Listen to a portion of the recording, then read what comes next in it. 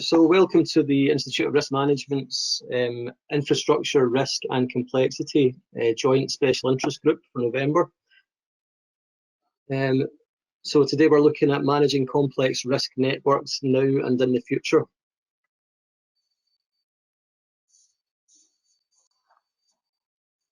Okay, so as I mentioned then, this session is a collaborative approach with the Infrastructure, Risk and the Complexity SIGs. So we've got Wes Cadby on the line, who is the chair of the Infrastructure Risk Special Interest Group. So he's going to give us a little overview of what the purpose is of that particular SIG.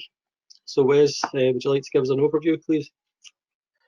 Yeah, morning everyone. So as Graham said, my name's Wes Cadby. I'm the chair of the IRM's Infrastructure Risk SIG. And what we are there to do is to bring together risk management professionals across the infrastructure and construction sectors and give them a chance to be able to network, give them a chance to share best practice for risk management, but also provide thought leadership on advancing the profession. As a SIG, we're typically quite an active SIG, certainly in terms of physical events. We usually hold 4 a year up and down the country, alongside a number of newsletters that come out, usually quarterly. But obviously in the world that we're currently living in, we've embraced the webinar approach. And we've been quite active in the last few weeks, including one webinar next week, looking at sustainability in risk management as well. In terms of our outputs, we're typically active in terms of publications and in terms of thought leadership. Our most recent publication was last year, where we provided guidance to risk management professionals operating within the Project 13 commercial model. For those of you who don't know what that is, it's a collaborative commercial model that's being used a lot by large client organizations. So those are the sorts of things we try to define, try to issue and try to inform members of our SIG on how to operate risk management. Back over to you, Graham. Brilliant, thanks, Wes. So we also have the Risk and Complexity Special Interest Group, which is chaired jointly by Mike Bartlett and Greg. Sorry. Yeah, so I can just give a few words on that. Yeah. Morning, everybody. Okay.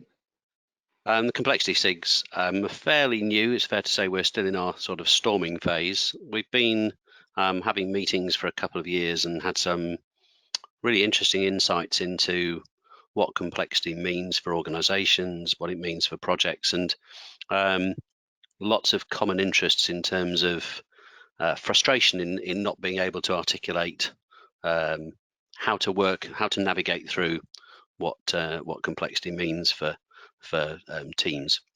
So we have ideas for several papers, journals, guidance notes that we'd like to issue, and we need to start bringing those to a head. So we'd welcome greater contributions from people, and I think this is an opportunity today, working with the infrastructure SIG particularly, just to share how risk and complexity are manifest themselves and can be looked at in different ways across the infrastructure. So I hope you get a lot out of the session.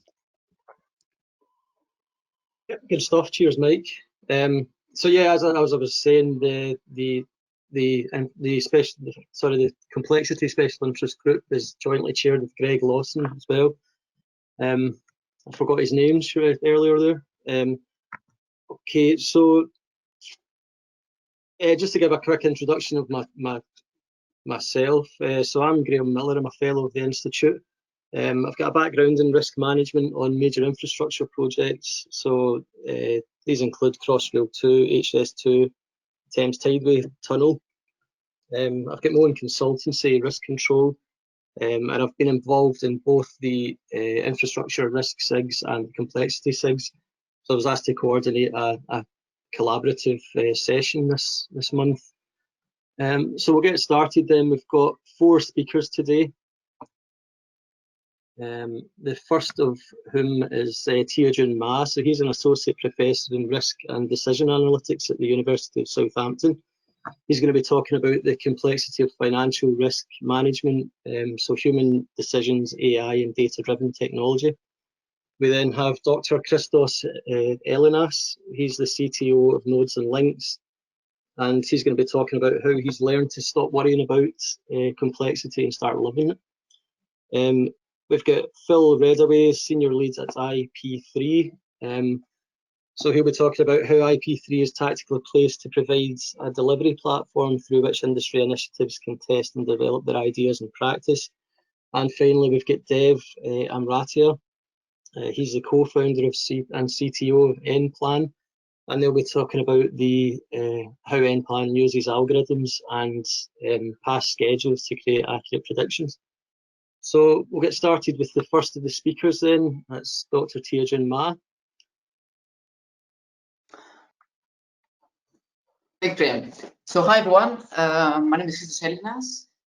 Just a couple of sentences about me. So I was, before Notes and Links, I was a faculty member at the Bristol University in the UK and a visiting professor at the Stevens Institute of Technology.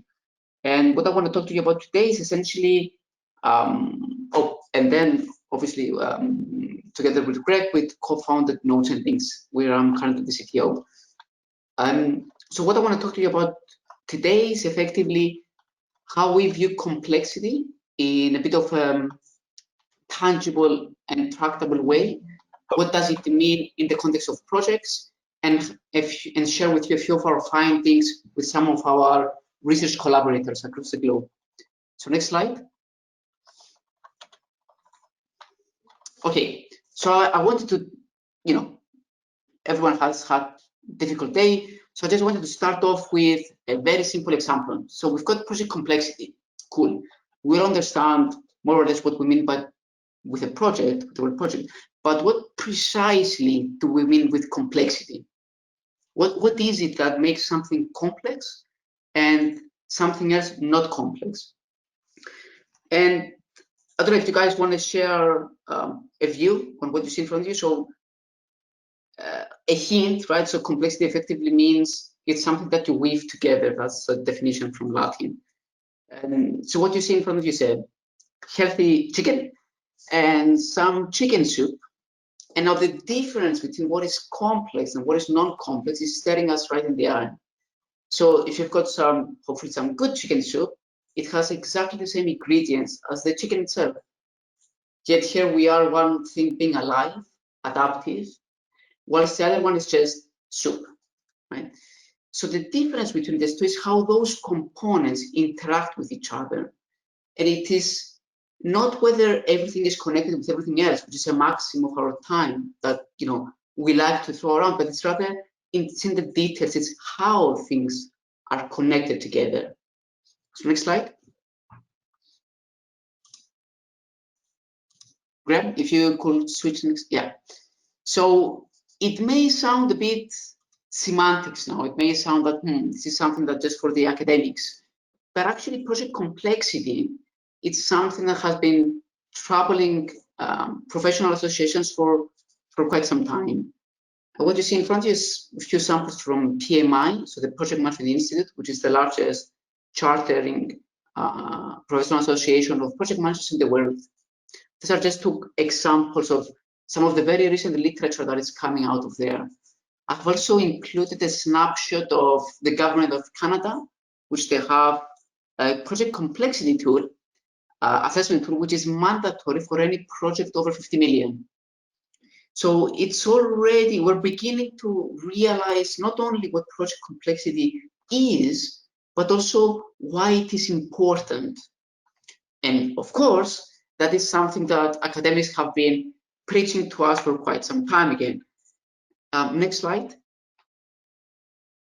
So even the Institute of Risk Management has touched into what complexity is and how networks play a role in it. I will strongly, biased as I may be, I will strongly suggest having a look at the recent report that came out from IRM, which is about enterprise risk management. And there is a chapter in there that I was like to be part of, which was effectively showcasing how these networks can really control the risk exposure of enterprises. And the analogy here with projects is that every single project is a distinct enterprise on its own. The only peculiarity that the project has is that it's an enterprise that starts with the sole objective to end.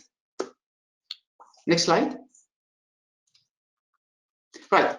So we're now living into an era of data.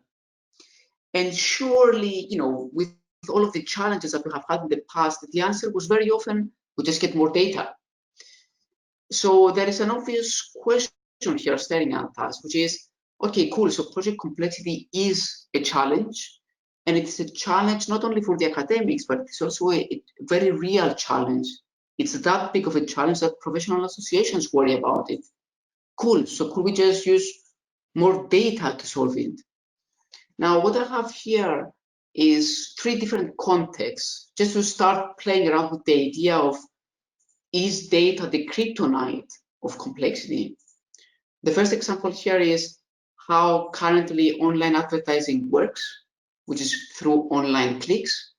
The second example is stock trading, which is one of the very first examples of big data was deemed to be a solution in very many challenges. And the third one is first delivery.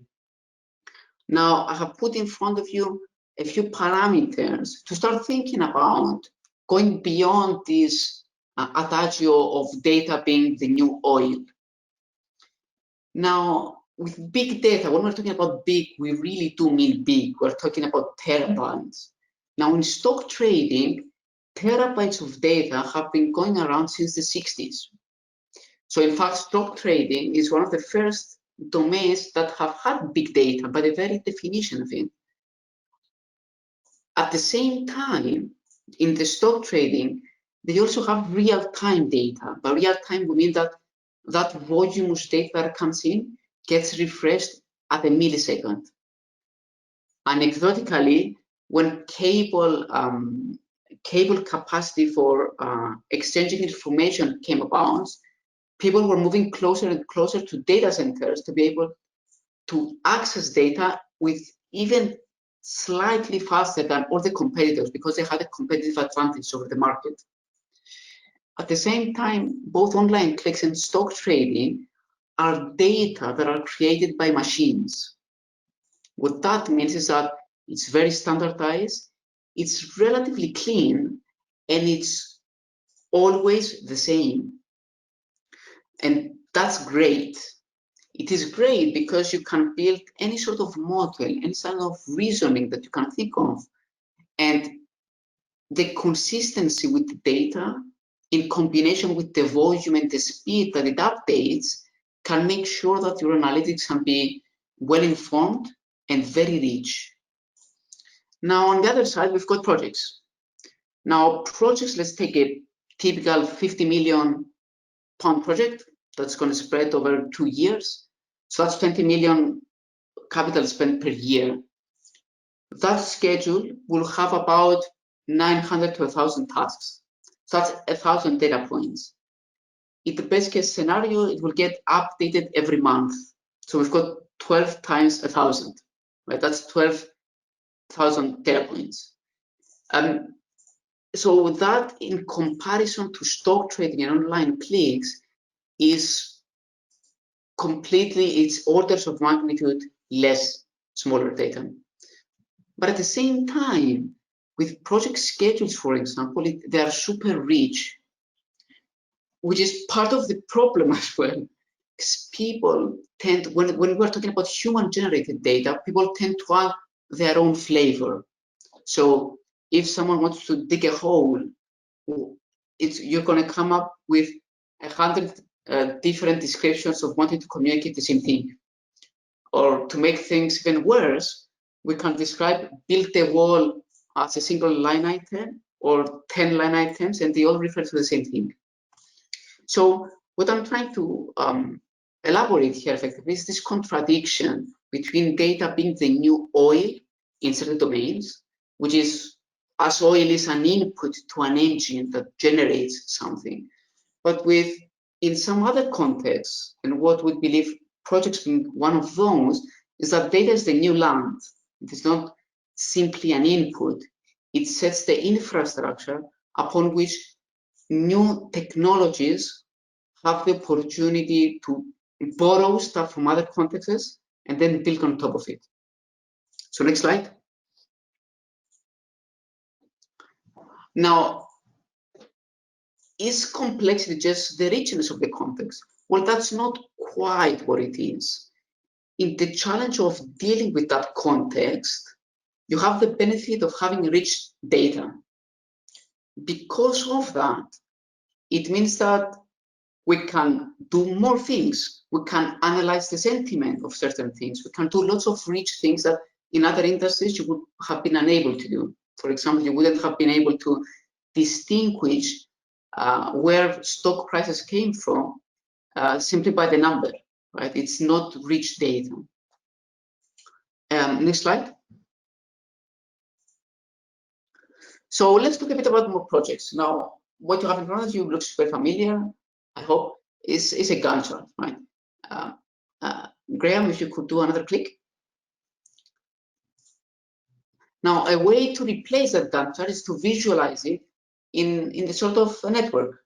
So in this case, the nodes or the gray circles correspond to activities, and then you've got resources, so people, and often non-people, so machines, being assigned to activities. And those things are spread across time. So that's another way of interpreting that richness that the schedule has in a different way, in a way that is more tailored towards assimilating that complexity that already surrounds that context. So next slide. However, reality is a bit kind of messier. So what you see in front of you is one real example of the previous visualization. Now here, what you see is a multi-million-pound project, and even by visual inspection, you're beginning to notice certain very interesting things. For example, even though it is one singular project, you have somewhat of two islands just floating outside of the project.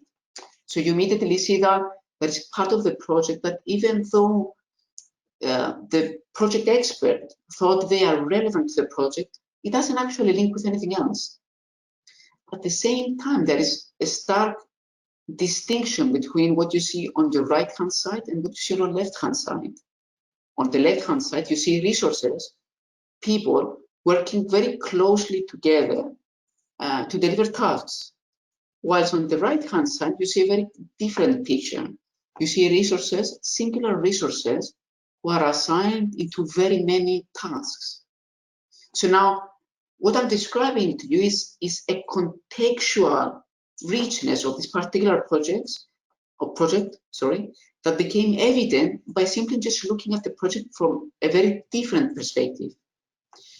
If you are more interested in how these sort of lenses influences our way of understanding these systems, then I've got a reference below, which I recently co-edited a special issue for the Civil Engineering and Environmental Systems Journal, and I will, it's a reference there for you guys if you want to read a bit more about that. So next slide. Cool. So with all of that, just to kind of use it as a backdrop, I want to tell you a few of the findings that we found with working with some of the leading universities in the world. In this particular one is an example of our collaboration with Newcastle University, University of Cyprus, and MIT. Now, what you see here in front of you is a visualization of how delays propagate within a project as a function of free float. Now, to remind all of you what free float is essentially you've got two activities, and between the end of the first activity and the start of the second activity, the free float effectively measures that slack between the two activities. Now, as you will naturally expect, and as it is commonly shared within the industry, the more slack you have between two activities, then a delay in the parent activity is less likely to impact the child activity. In other words, if there is a slack between the two, it is unlikely for a delay in the parent to influence the child. Now, what I just described, you can see it is reflected here with this black line, where on the vertical axis, we're basically talking about a pair of activities where the parent has been delayed, and we're now counting how many of its child, what's the probability of its child also being delayed. As you would expect, when the free float is low, then the probability is high, and that probability decreases as float increases. Sorry, my bad, that's the red line. Sorry, the red line effectively corresponds to what actually happened.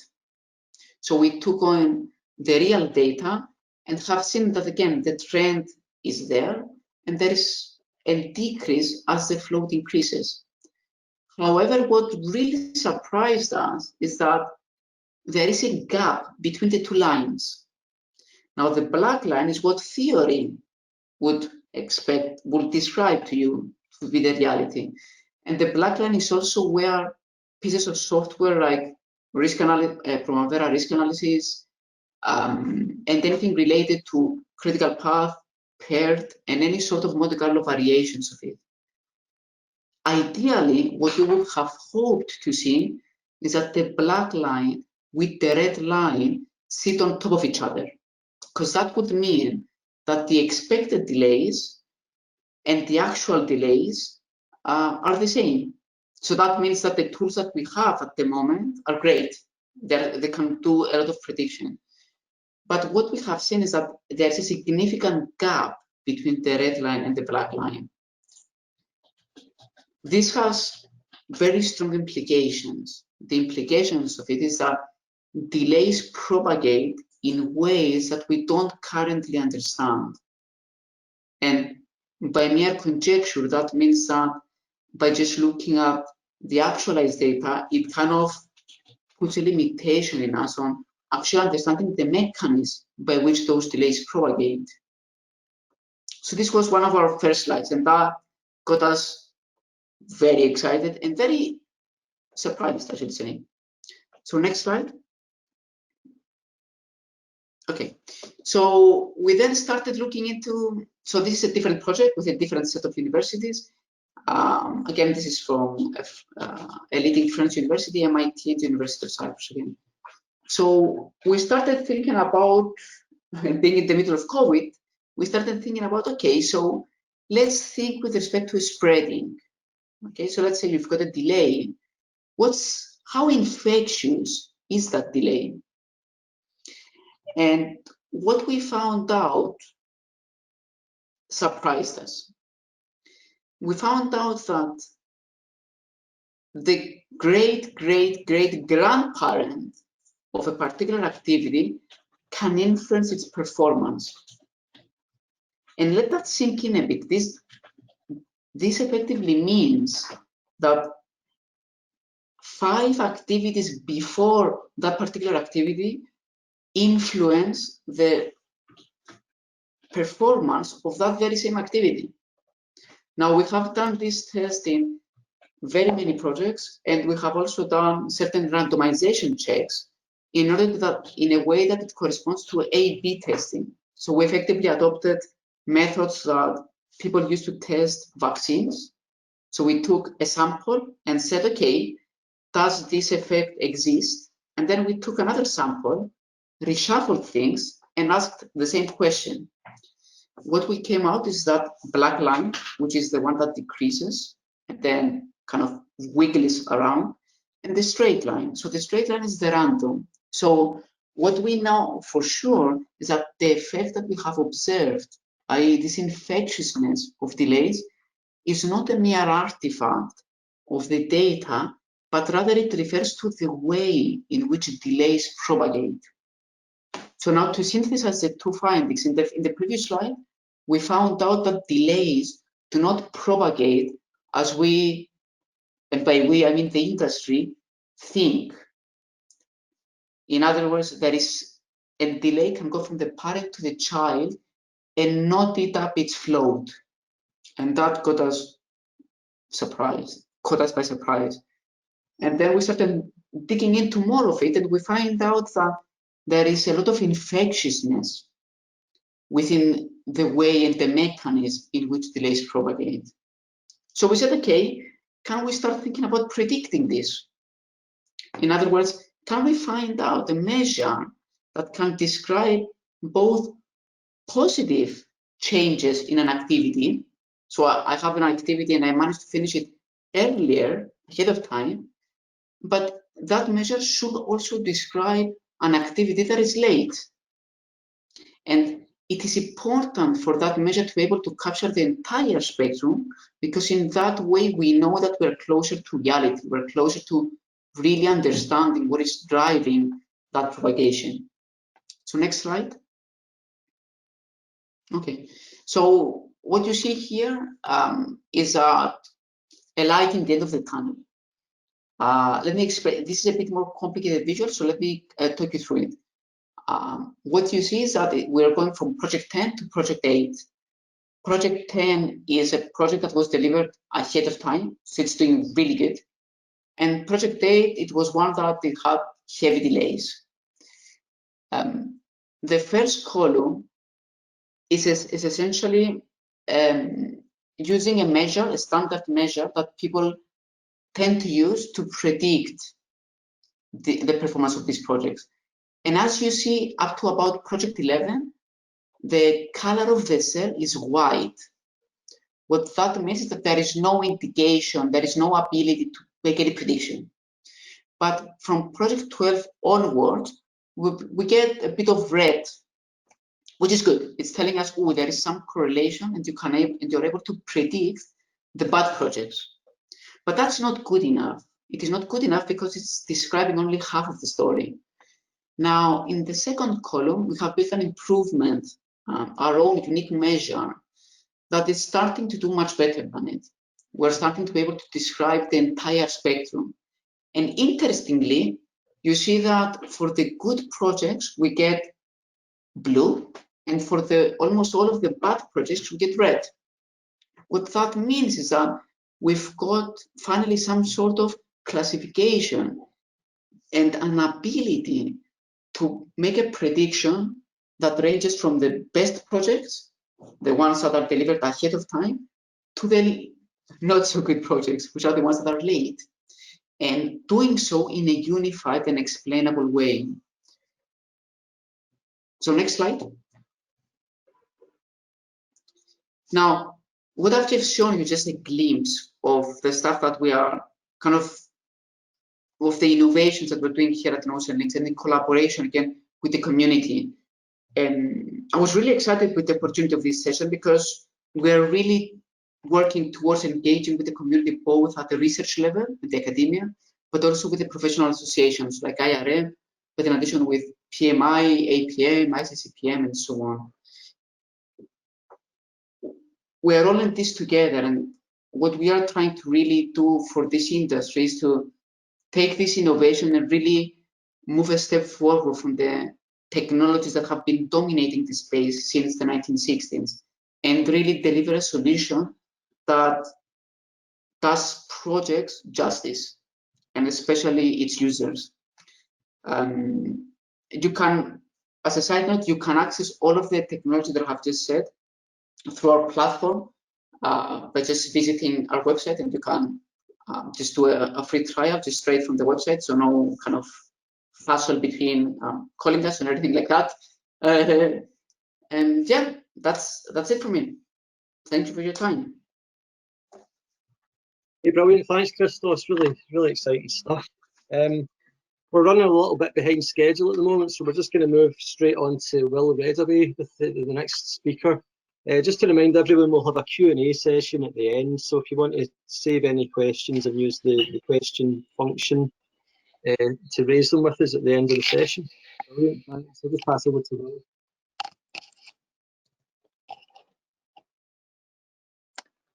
You'll be happy to hear that my slides aren't very long.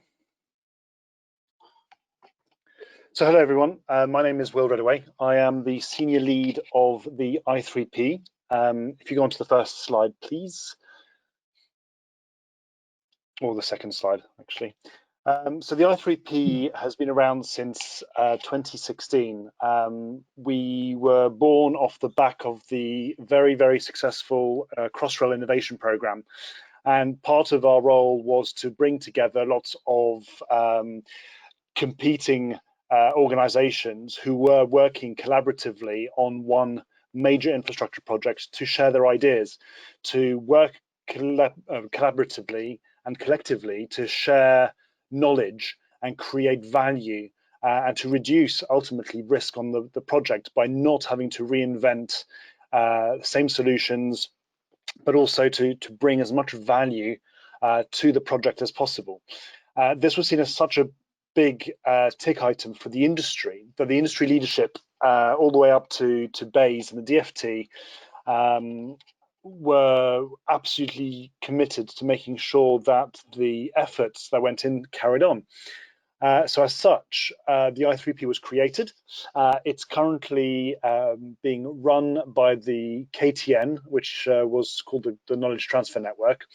And as part of the structure, we have client organizations. So it's a client-led organization with the supply chain and SMEs supporting the clients. And the key to our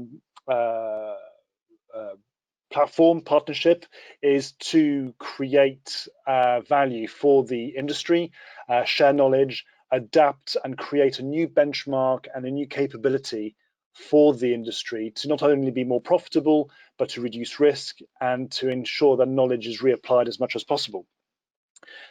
Furthermore, we also help secure funding for projects to trial and create those safe spaces to play, those sandpits where people can try different ways of working. And we're based, most of our projects are based around 4 major themes, which I'm sure a lot of people are familiar with in terms of zero carbon world, demand side, capable clients, supply side, industrialize, and healthy, safe and well. If you go on to the next slide, please.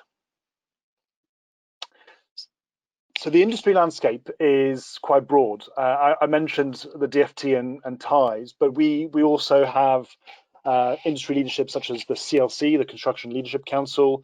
There are lots of other industry leaderships out there, such as Transforming Construction.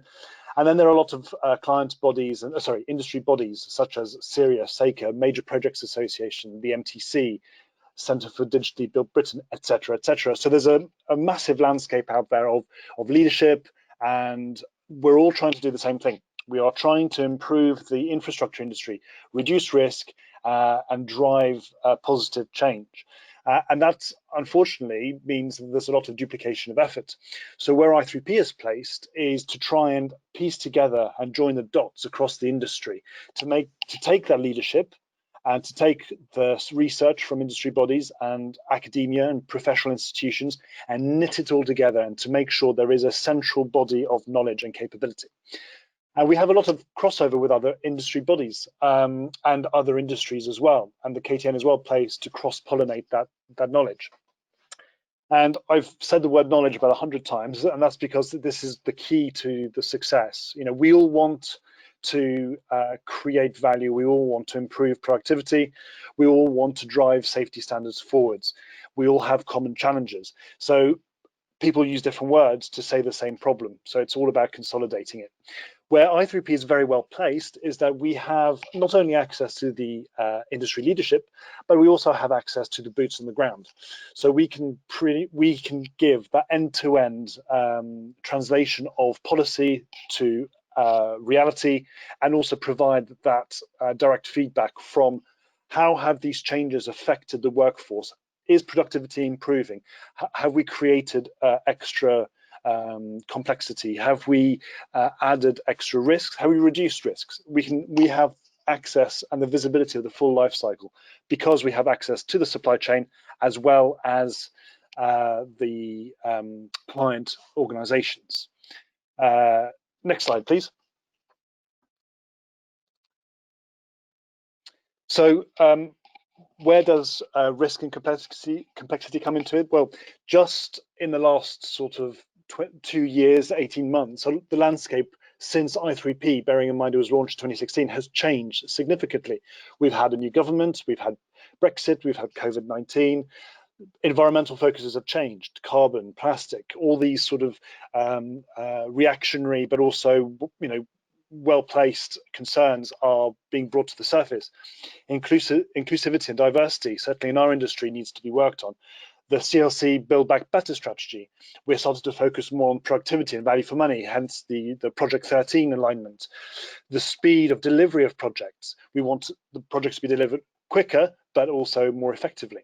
And then we are facing economic challenges, and then there's been a massive push of digital technology with significant technological advances, even just over the last 4 years.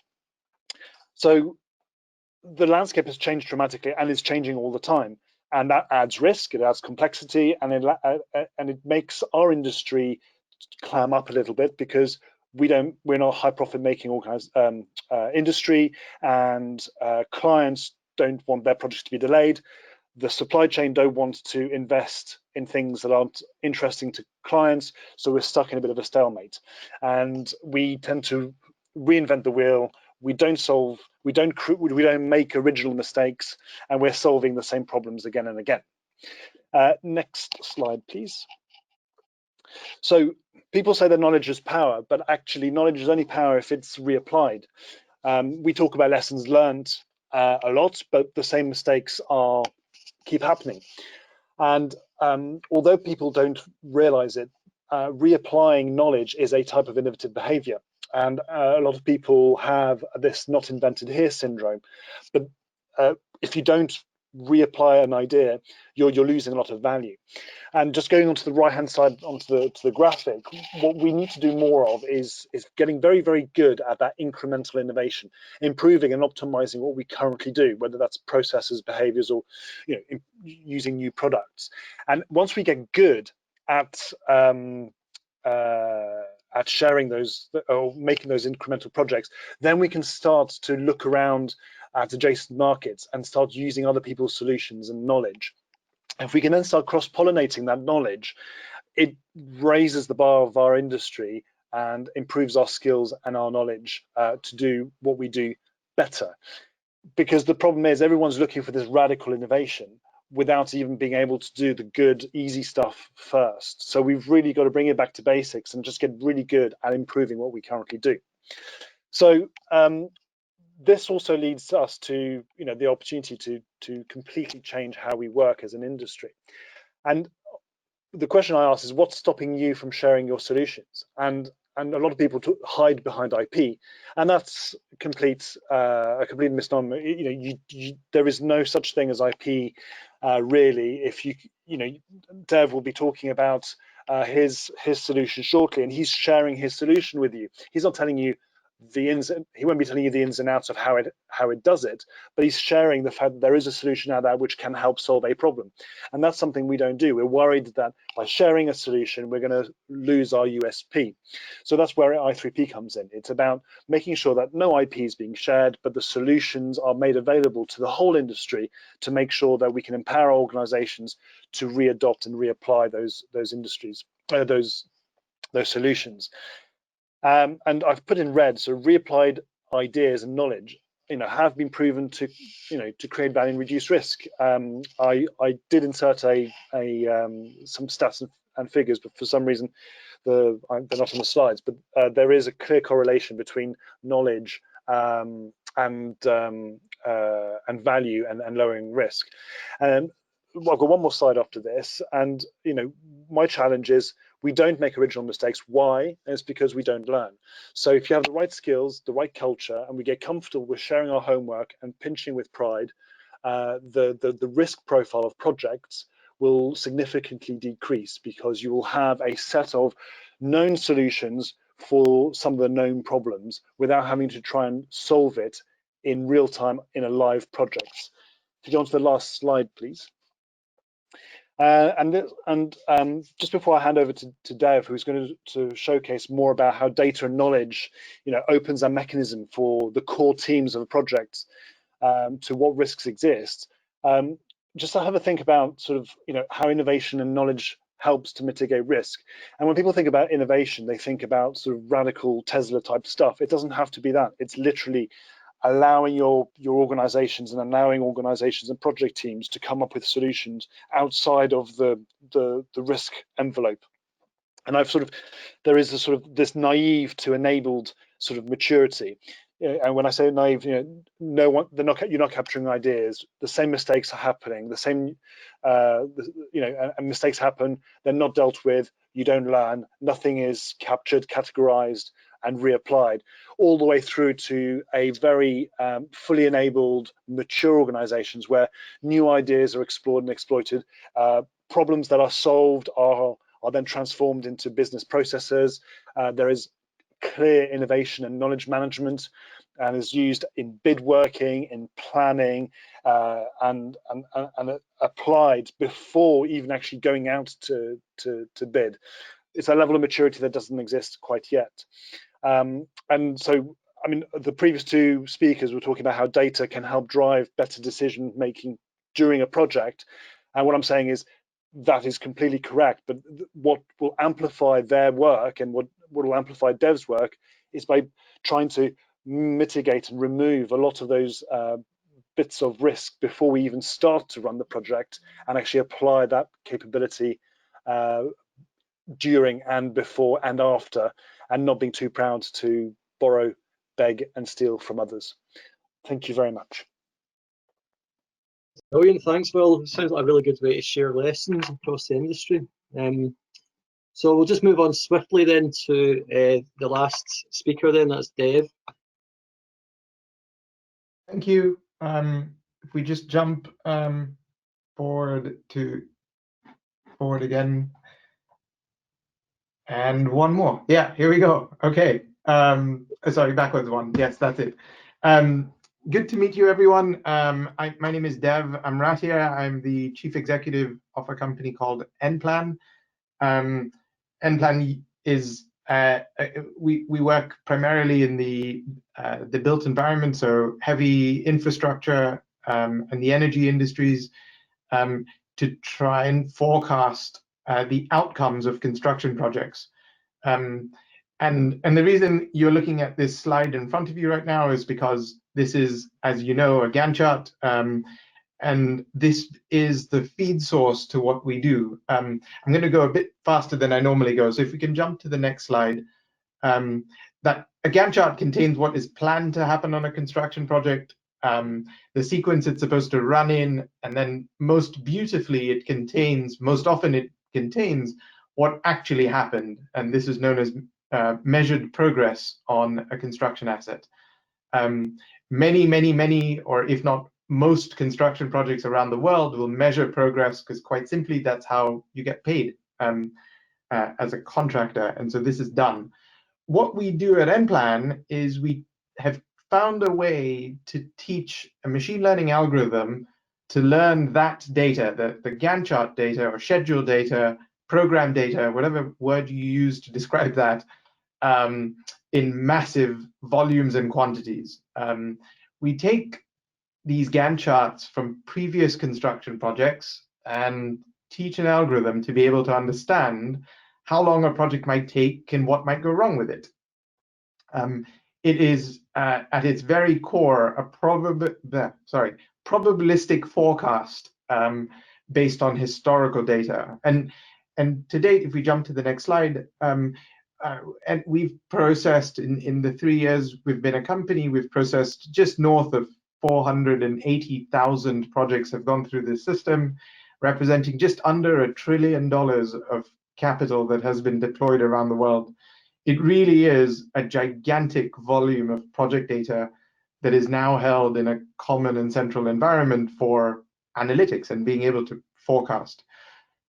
This is just some really simple cartoons on what all of this looks like. The one that we like, that we have lots of fun with when we're chatting to some of the projects we're live on, is the one on the right, which is an earned duration graph. And I know it's a little small on all your screens, but what we're looking at is a gray line that shows what is planned to happen to the project in terms of progress, and the black line is what's actually going on the site, because they're measuring progress every month.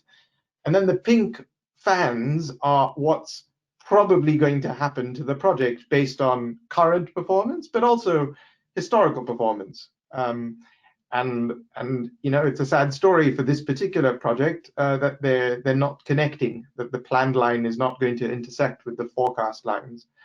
If we jump forward again, please. Yeah, sorry. So I mentioned there are lots of there's a lot of data, I suppose, and it comes from, this is a sample of half of the organizations that supply this data.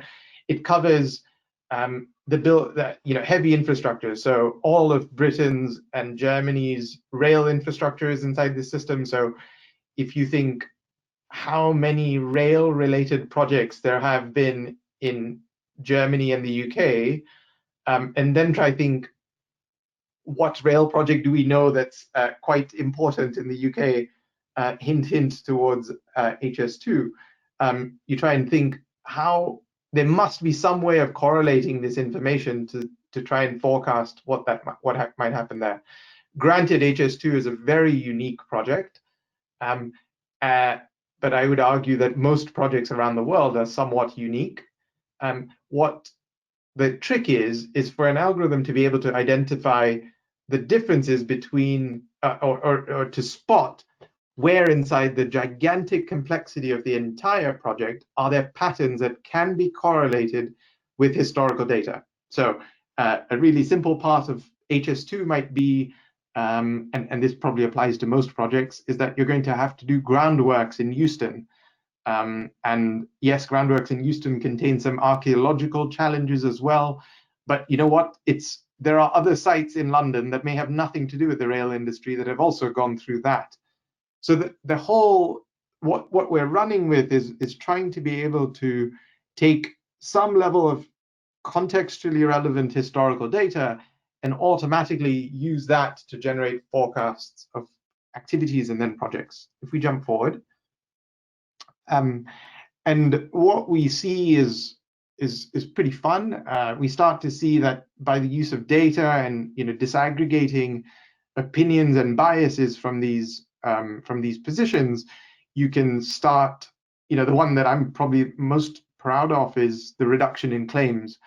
I personally have very strong views on the claims industry and disputes. I think it leaches value from the infrastructure market, and it's a waste of everyone's time.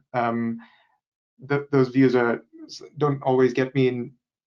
I don't always make friends when I say these things, but and you simply reduce claims by being able to understand what risks you have before the risk materializes.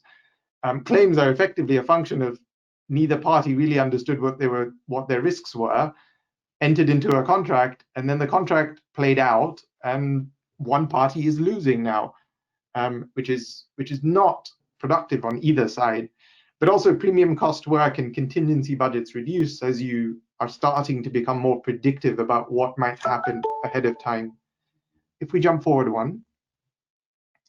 And then some of the softer things we start to see is transparency. So a forecast is effectively a tool that is undisputable across the business. This means that even if you're a project director and you're very proud of your project, which most of them are, and a forecast is generated that says there's this probability of this amount of delay to be incurred on your project, and it's done that because $1 trillion worth of other projects have experienced something or some pattern like this before, it's quite hard to dispute that. And again, we're not trying to do it to make project managers or project directors look good or look bad.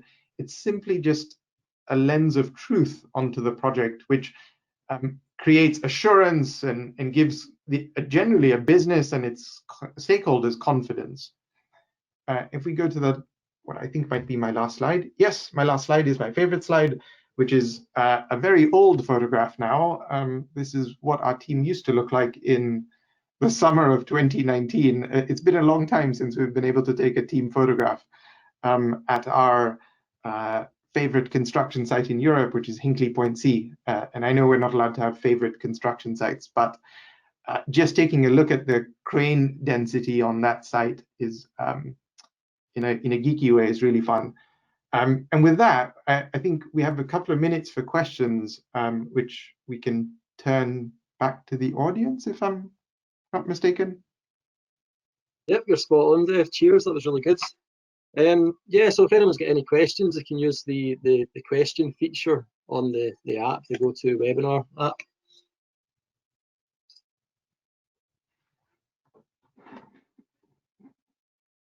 Hi, Graham. It's Wes. So there's a couple of questions come in, which I can ask if you don't mind. Yeah. Perfect. So recognising, Dev, you've got to go in 8 minutes. I'd normally give you a break, but I'm going to have to run straight in and ask you this question, if that's okay. So someone's raised the question. With all this learning, one thing they've been thinking about recently is can we learn average outturn cost and duration? Is that we can learn average outturn cost and duration, but have you thought about, or have you developed a way to record what risks have happened or didn't happen and what impact they had? Yes.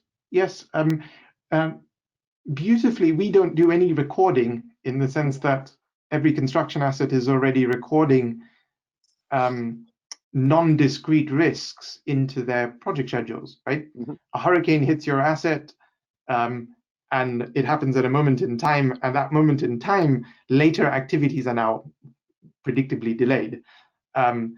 So we don't see the individual activity, the individual event occurring, but we do see the effect of that event occurrence, and it's recorded in scheduled data. The reason it's not important to us, it's not important to record discrete risk, is because we are measuring outturns. We're not showing you the initial causation of that risk. That requires usually the project team to think what might cause these things. Yeah. Okay. Brilliant. Thank you very much, Dev.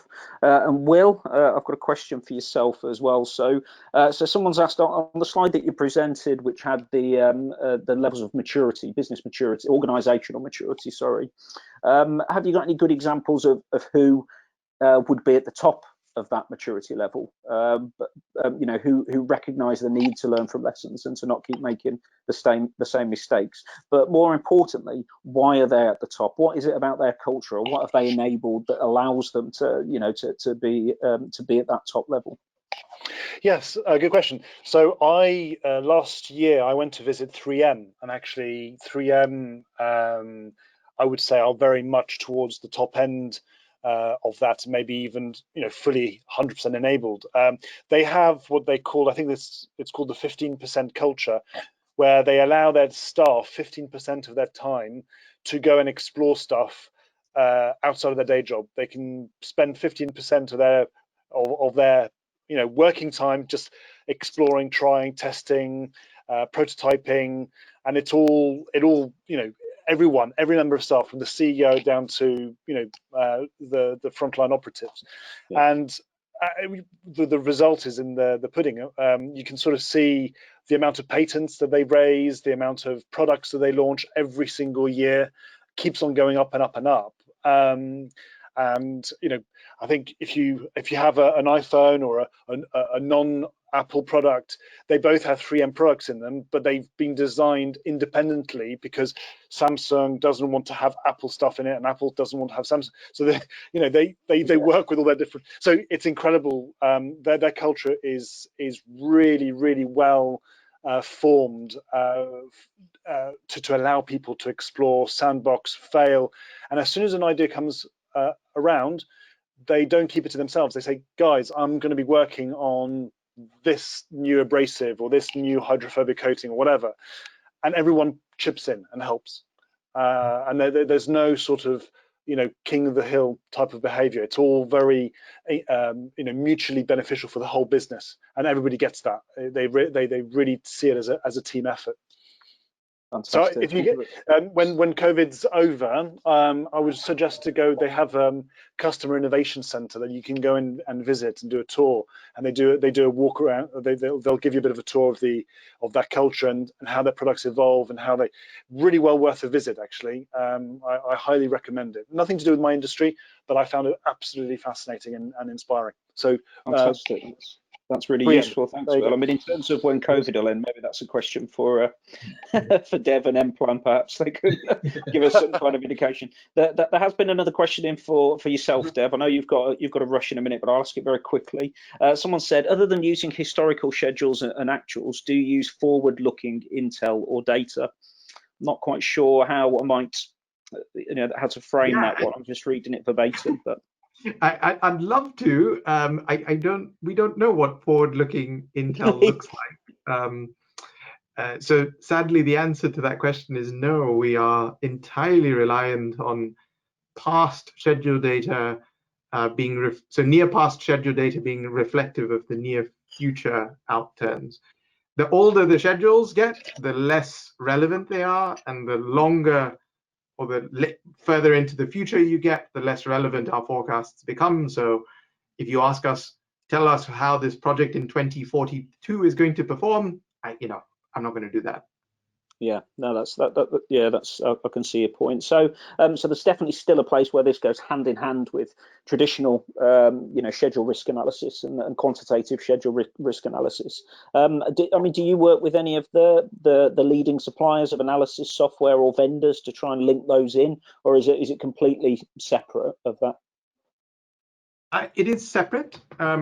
We do go sort of, I would say we go sort of head to head with the existing software providers, albeit they don't use historical data. So it's sort of like if you're using PertMaster or Safran, those kinds of softwares that are that require the team to make their inputs, then you use Emplan, you're probably double dipping.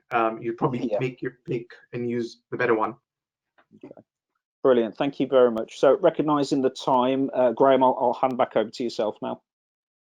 Yeah, that's great. Thanks very much for answering the questions. Do we have any more questions from anybody else, maybe for the other speakers?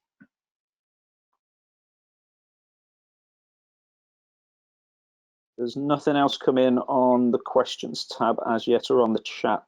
No, doesn't look like it. Hello, my name's Mahendra Rawat. Just interestingly, a lot of this forward thinking involves a lot of algorithms, and obviously working on the various projects, it'd be quite evident a lot of people won't understand what's behind those algorithms. So are we sort of dumbing down the industry where the human aspect is missing, or how do you ensure that we have trust in these algorithms to take on board these new initiatives? I think that's a key selling point, and I don't quite see that yet. We're assuming that the 10,000 odd projects with algorithms will give us the ideal schedule, but it's an interesting point. I would want to know, how would you sell that?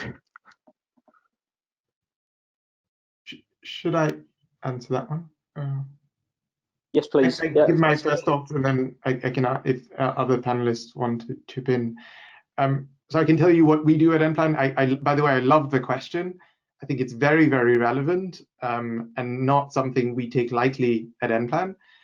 Whilst we don't expect all the people we work with to go and get a PhD in machine learning to be able to create algorithms, we found ways that risk managers and planners and schedulers and anyone that's actually interested can get involved. So we've built backtesting engines that really allow people to split apart the algorithms and try and figure out, well, why is it producing this forecast, and really dive into the details if they're interested, right? I would say most people are not interested and just say, just give me the results and I'm happy with the results. But those that are curious minded, we've created tools that actually allow them to introspect and backtest. So backtests are, you give the algorithm a project that is already finished, that it has never seen before, and you know the outcome, put the original baseline schedule in and look at the forecast, and did it match?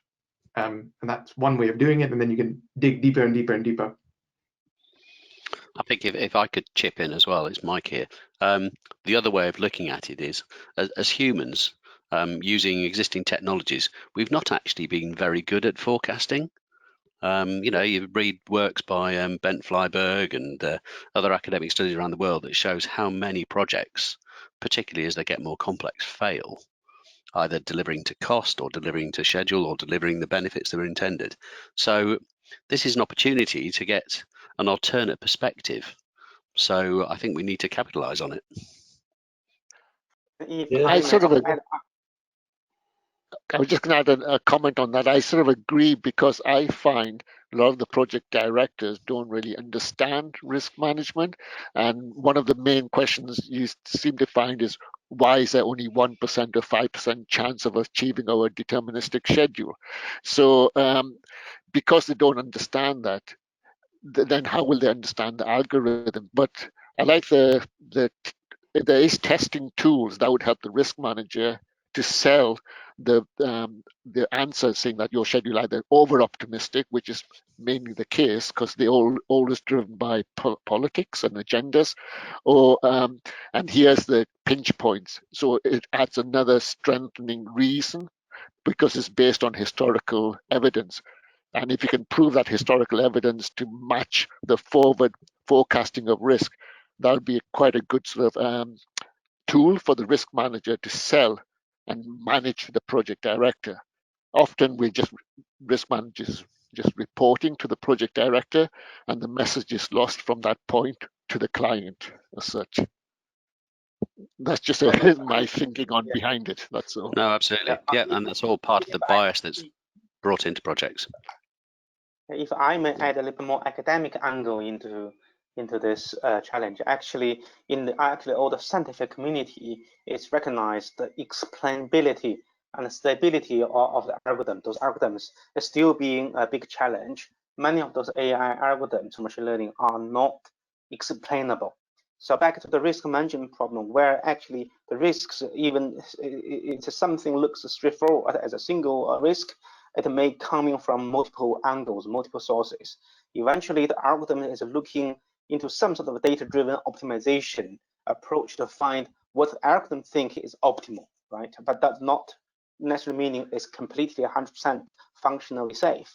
So not being able to explain that algorithm clearly is one of the major challenges still in the science community, because some of them are black boxes, where actually what we see actually that this should really be in the way it works is human beings like the director, risk managers, should put their risk attitude, the tolerance levels into the algorithm, where algorithm will optimize the optimal level of that risk management processes according to the organization, institute's risk preferences. And that's what we see how actually it may work toward the future, but I think it's still being in an ongoing research progress in the scientific community scale. And the empirical testing these days, like having tools or test processes, it's good empirical approach.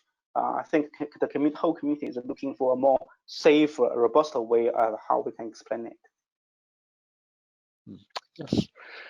Yes, it's a challenge. Thank you. Okay, do we have any more questions for any of the speakers? There's a couple more questions that have come in, but I think they were for Dev largely, and I know Dev's had to leave the call due to other commitments. But all of the speakers, they're all on LinkedIn. You know, you can contact them separately. I'm sure they'll be more than happy to take individual questions if your question hasn't been answered. Hi, Christos, I don't know whether there's one here. How do you see the work you're doing impacting the risk profession in terms of those currently performing some of the quantitative analysis manually at the moment? Does it reduce their role or eliminate their need in the future? So I think just a kind of a general comment there, both specific on the things that we do, but also with the broader technology, right? I mean, you can map that question and say, well, it's just another tool, right? And as with any tool, it can give you some recommendations, and it may replace some of the mundane things, but both within the space of risk management, but also within the space of project risk management, all of these are just tools, and essentially it is another way of doing things. So when we're posing the question of is it going to replace me, for example, right? I think we're very far away from, in this complex decision making, to be worrying about that aspect. I mean, especially you can think about a lot of, we were talking about machine learning and the danger behind the scenes, but a lot of the real applications of machine learning up to now have been used to only support decision making. There are very few examples. You know, when you're receiving an email, for example, and an email goes to your spam bin, that's something that machine learning has automated, a decision that has been automated. But we're far off from expecting a piece of technology to just replace the complex decision making in a domain that manages billions of pounds to just be replaced because there is a new fancier way of doing things. Because at the end of the day, auditability, traceability, and context are always going to play a big role in these important decisions. Yeah, very good. Thank you.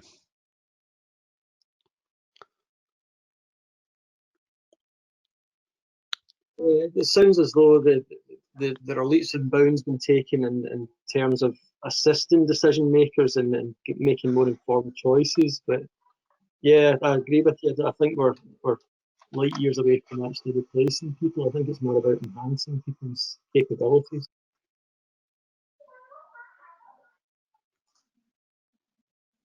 Great. Well, Yeah, shall I we think wrap up, that's, Graham? yeah, I think so. I think that's us done with the questions from the audience. Brilliant. Okay, cheers. That was really good. Really interesting stuff. Yeah, thank you to the speakers. Thanks, Tijan, William, and Christos. Yeah, fascinating insights. I think we'll make the slides available, won't we? So if you're happy with that, we can put them up on the RM website. Yep, happy with that. Thank you for so hosting. I need to tweak my slide a little bit because it includes quite a lot of commercial valuable information with our partners. If I may review the slides and let you know. Oh, absolutely, yeah. Yeah, I'll touch base with you, Tijan, before we publish them. Brilliant. Okay, thanks everyone. Thanks everyone for their efforts today. That was really good. Really appreciate Thanks, it. everyone. It's been a pleasure. Thank you. Thank you. Bye for now. Thanks ever so much, everyone. Thanks very much. Bye-bye. Thank you. Bye-bye. Cheers. Bye. Thanks, Graham. Cheers, Mike. That was really good. Thanks for that. Yeah.